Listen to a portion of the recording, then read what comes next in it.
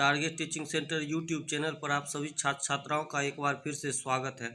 आज जो है पदभाग का 12th क्लास अध्याय 9 जन जन का चेहरा एक गजानन माधव मुक्तिबोध लेखक है।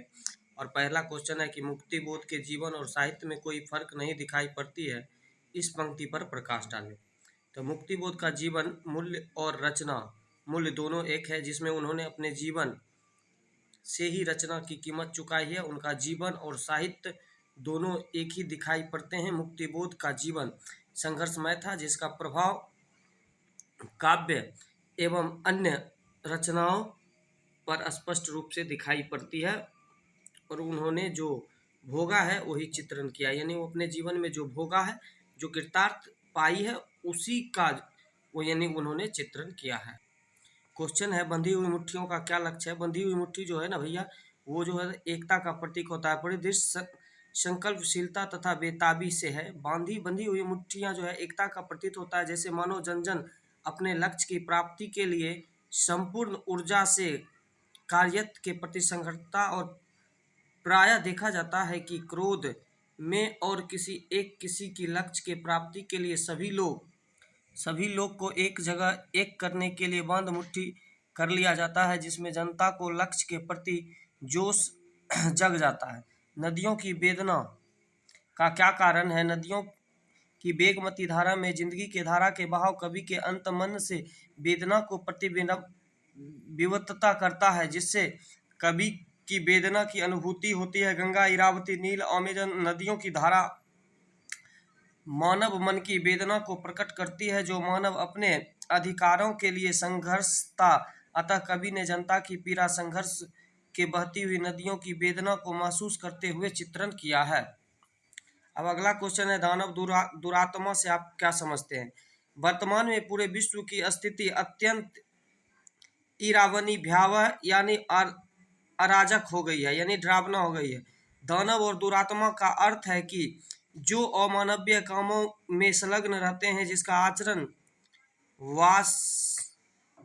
वास्तविक होता है, जो पाशविक मतलब राक्षसी प्रवृत्ति, जो दृश्य प्रकृति के होते हैं उसे दानव कहा जाता है, तथा जो दुराचारी प्रवृत्ति के होते हैं उसे दुरात्मा कहा जाता था। दोनों में कोई अंतर नहीं है, दोनों एक ही सिक्के के दो पहलू हैं। अगला क्वेश्चन है, समूची दुनिया में यानी समूची दुनिया, पूरी दुनिया में जन जन का युद्ध क्यों चल रहा है। तो क्वेश्चन है कि आंसर है, संपूर्ण दुनिया में जन जन का युद्ध जन्म मुक्ति के लिए चल रहा है, क्योंकि जनता का शोषण, खूनी, चोरी और उस पर अत्याचार हो रहा है, जिससे मुक्ति पाने के लिए जनता युद्ध लड़ रहा है। अगला है, कविता का केंद्रीय भाव विषय, यानी कवि का केंद्रीय विषय प्रीत और संघर्षशील जनता है। वह शोषण, उत्पीड़न और अत्याचार के विरुद्ध संघर्षशील है। और यहाँ उत्पीड़न, शोषण, दानवी क्रोधा एक देश बल्कि पूरे विश्व के अनेक देश इसको झेल रहा है। इसलिए इन सभी से मुक्ति पाने के लिए जैसे शांति, सुरक्षा, न्याय के लिए प्रयास कर रहे हैं। अब है, ज्वाला कहाँ धधकती है, यानी ज्वाला कहाँ से उठती है। कवि ने इसे अति क्रुद्ध क्यों कहा। ज्वाला का उद्गम स्थान मस्तिष्क यानी हृदय के अंदर की उष्मा है।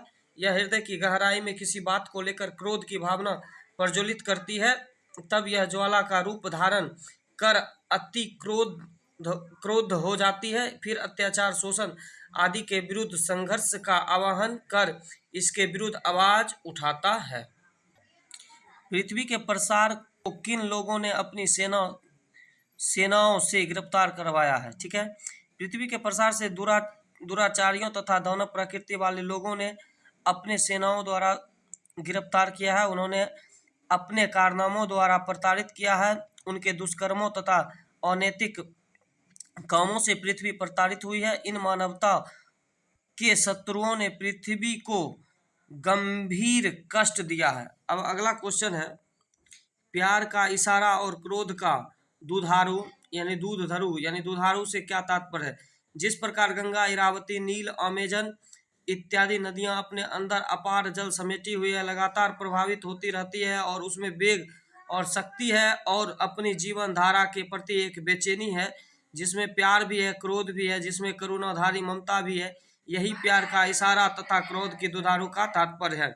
जन जन का चेहरा एक से कविता का क्या तात्पर्य है, यानी कवि का क्या तत्व कविता में। ठीक है, जन जन का चेहरा एक शीर्षक कविता से तात्पर्य है कि पूरी धरती पर मनुष्य का जीवन संघर्षशील है और हर जगह अत्याचारी खूनी चोरों के विरुद्ध संघर्ष कर रहा है, और इस तरह पूंजीवादी के विरुद्ध समाजवादी की लड़ाई पूरे संसार में चल रही है। कृति की ज्वाला यानी सारे संसार में जल रही है, इसलिए सभी जन सत्य की ज्वाला और अपना हक चाहती है।